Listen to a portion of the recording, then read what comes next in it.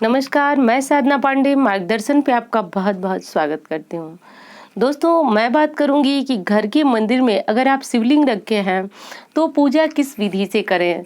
दोस्तों, शिवलिंग की महिमा आप सभी जानते हैं और लगातार वीडियो जो है भगवान भोलेनाथ की पूजा के बारे में आ रही है। भगवान भोलेनाथ की प्रेरणा से और उनकी कृपा से मैं ये जो भोलेनाथ पे वीडियो बना रही हूँ वो आप तक पहुँच रहे हैं। दोस्तों, सबसे अच्छी बात है कि ये बातें कहने में, आपसे बातें भगवान भोलेनाथ की करने में मुझे भी बहुत एक अच्छी अनुभूति होती है।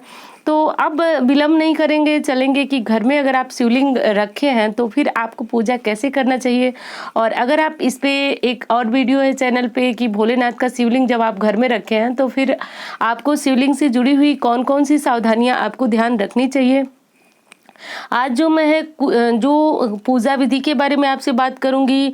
और दूसरी चीज़ कि जैसे कि शिवरात्रि आ रही है नज़दीक, तो आप लोग इस पे शिवलिंग लाना चाहते हैं घर, तो फिर किस प्रकार से प्राण प्रतिष्ठा करें, कैसा शिवलिंग रखें, तो इसके बारे में मैं जानकारी जो है इस वीडियो में देने वाली हूँ। दूसरी चीज़ कि अगर शिवलिंग रखना चाहते हैं तो आपके लिए सबसे उचित शिवलिंग जो है कौन सा होगा गृहस्थ लोगों के लिए।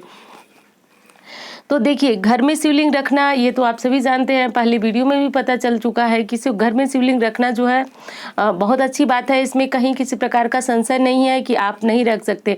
हाँ, कुछ सावधानियां हैं जो मैंने की वीडियो में बताई हुई है, पहले आप उसको भी चेक कर सकते हैं। दोस्तों, शिवलिंग पर जब रखा हुआ जल, जो जल जिससे गिरती है जलधारा, जैसा कि हम सभी जानते हैं कि शिवलिंग को घर में रखने से जो है कि उसको सूखा, घर या मंदिर सूखा नहीं रखना चाहिए।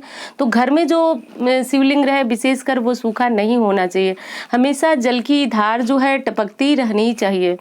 तो क्या अगर रात्रि में आप सोए हैं और वो जल की धार टपकनी बंद हो जाए तो फिर कोई समस्या? दोस्तों, ऐसा कुछ भी नहीं है। जल की धार 2-3 घंटे के लिए अगर बंद भी हो जाती है तो कोई दिक्कत नहीं है। लेकिन सबसे पहले बात ये करेंगे कि घर के लिए कौन सा शिवलिंग रखा जाए। दोस्तों देखिए, शिवलिंग आप किसी भी धातु का बनवा सकते हैं। अलग अलग धातु के शिवलिंग की अलग अलग जो महिमा बताई गई है शास्त्रों में, परंतु मैं आपका समय बेकार नहीं करूँगी क्योंकि सोने और चांदी का शिवलिंग रखना जो है बहुत थोड़ा सा महंगा पड़ेगा। लेकिन मैं आज जो शिवलिंग सामान्यतया रखे जाते हैं, घरों में पूजा की जाती है, मैं उनकी बात करूँगी। देखिए, सामान्य जो है 3 प्रकार के शिवलिंग घर में रखे जाते हैं। पहला जो है पारे का, पारा आप जानते हैं, पारे से बना हुआ शिवलिंग जो है वह घर में रखा जाता है। और ये शिवलिंग जो है विजय शिवलिंग कहलाता है। विजय मुहूर्त में इसकी जो बनाई जाती है शिवलिंग, तो ये विजय शिवलिंग कहलाता है। हर प्रकार के सुखों को देने वाला होता है। परंतु दोस्तों, इस शिवलिंग को रखने का एक विशेष नियम है, यानी नियम इसमें यह है कि आप जब भी इसकी पूजा करें तो ब्रह्मचर्य का पालन करें। और जब आप इसको मतलब कि स्पर्श करें तो बिल्कुल साफ सुथरे होने चाहिए और किसी प्रकार की इसमें गंदगी, जो कि प्रायः घरों में अगर हम शिवलिंग रखे हैं तो कोई छोटा बच्चा है वो भी गया छू दिया, तो इस प्रकार की अगर दिक्कत हो दोस्तों तो ये शिवलिंग जो है घर में नहीं रखना चाहिए। अगली चीज़ ये है कि शिवलिंग जब आप घर में रखते हैं तो उसकी स्थापना जो करें दोस्तों, वो चल स्थापना करें। प्रायः जो मंदिर की मूर्तियाँ होती हैं वो चल स्थापना ही होती, सॉरी, जो घर के मंदिर की मूर्तियाँ होती हैं वो चल स्थापना ही होती है। तो कभी भी आप जब भी शिवलिंग रखें घर में तो उसकी स्थापना भी चल स्थापना ही करनी चाहिए। तो अब बताती हूँ आपको कि और कौन सा शिवलिंग रखना चाहिए घर में। तो देखिए, स्फटिक का शिवलिंग भी रख करके उसकी पूजा की जाती है। स्फटिक के शिवलिंग की पूजा करने से हर प्रकार की मनोकामना पूर्ण हो सकती है। या परंतु अगर आप उस स्फटिक के शिवलिंग को रखते हैं अपने घर में तो आपको प्रतिदिन उसकी पूजा आराधना करनी चाहिए।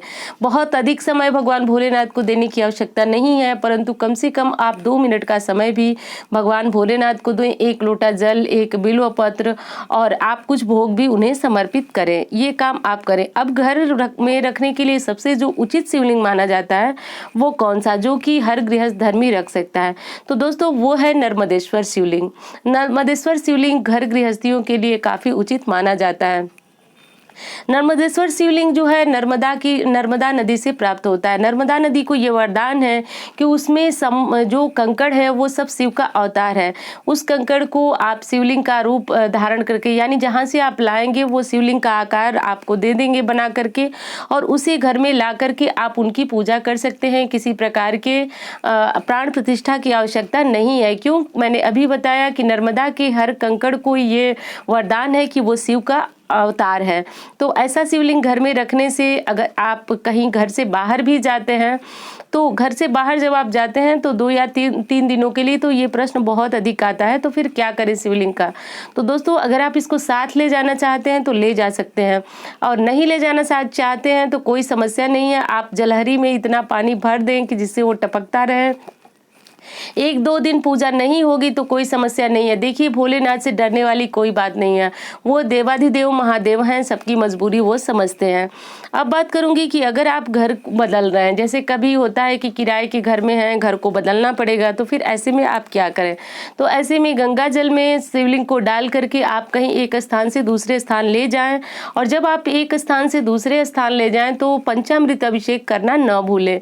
पंचामृत अभिषेक आप समझ सकते हैं, गाय का दूध होगा और दही होगी, गाय का घी होगा और शक्कर होगा और मधु होगा। इन चीज़ों से भगवान का जो अभिषेक है वो आप करेंगे।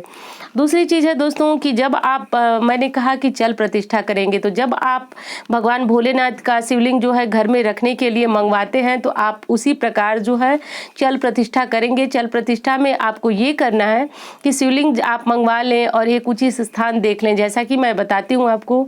और मंदिर में, घर के मंदिर में शिवलिंग रखते हैं तो सिर्फ एक ही शिवलिंग होना चाहिए, 2 शिवलिंग आप नहीं रख सकते, रखना नहीं चाहिए, शास्त्र के नियमों के विरुद्ध है। तो अब आपको करना है कि शिवलिंग को आप जो है पंचामृत से स्नान कराएं, फिर शुद्ध जल से स्नान कराएं, गंगा जल से स्नान कराएं, और जिस विधि से शिवलिंग की पूजा होती है, फूल बेलपत्र और जल वगैरह चढ़ा करके, भगवान को भोग लगा करके, दीप जला करके इस प्रकार पूजा करते हैं तो आपकी शिवलिंग की स्थापना प्राण प्रतिष्ठा हो जाती है, मान्य होती है। क्योंकि घर में जो है वो मैं फिर बता रही हूँ कि चल प्रतिष्ठा ही की जाती है, मंदिरों की तरह जो है अचल प्रतिष्ठा नहीं करवा सकते, न ही कराना चाहिए। तो दोस्तों अब आप समझ गए कि गृहस्थ धर्मी के लिए सबसे उचित जो शिवलिंग होता है वो नर्मदेश्वर शिवलिंग होता है। और स्फटिक का या पारे का या फिर चांदी का अगर शिवलिंग आपने रखा है तो कोई समस्या नहीं है, ये शिवलिंग भी आप रख सकते हैं, पूजा कर सकते हैं, पर इनमें थोड़ा कड़े नियमों का पालन होता है। तो जब भी आप शिवलिंग की पूजा करें तो एक रात्रि पूर्व ही आप ध्यान दें कि आपको ब्रह्मचर्य का पालन करना ही चाहिए। और दूसरी चीज़ की अगर नहीं कर सकते पालन, तो आप जब पूजा करना है तो आप बाल वगैरह धो करके शुद्ध हो करके ही शिवलिंग का स्पर्श करें। इन बातों को आपको ध्यान जरूर रखना चाहिए। दूसरी चीज़ दोस्तों कि जो शिवलिंग से जल गिरता है, यानी जो जलहरी की दिशा है, वो जल गिरने की जो दिशा है वो उत्तर में ही होनी चाहिए। तो आप इस बात का ध्यान रखें कि जिसको आप अर्घ भी बोलते हैं, कुछ लोग जलहरी बोलते हैं, तो अभी आपको स्क्रीन पे मिलेगा, देखिए, यानी कि इस समय आप ध्यान दीजिए स्क्रीन पे कि जो इस समय आपको दिख रहा है शिवलिंग से जल गिरने का जो स्थान होता है वो उत्तर की दिशा में ही होना चाहिए। शिवलिंग पे चढ़ाया हुआ जल आप दूध या फिर जो भी चीज़ें पंचामृत अभिषेक आप कर रहे हैं तो वो किसी अन्य पौधे में डालें, तुलसी के पौधे को छोड़ करके, इस बात को आप ध्यान रखें।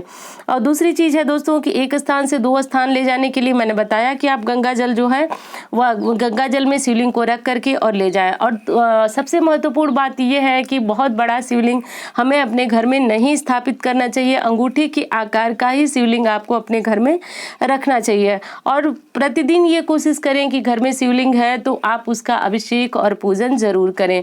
घर में कोई भी सदस्य हो पर भोलेनाथ को एक बिल्व पत्र और 1 लोटा जल जो है प्रतिदिन अवश्य अर्पित करें।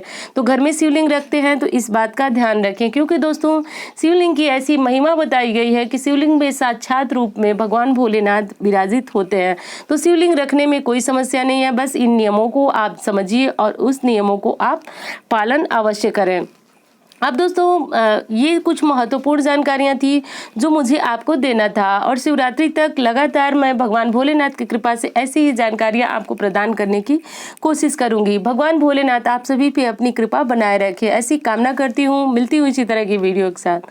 धन्यवाद।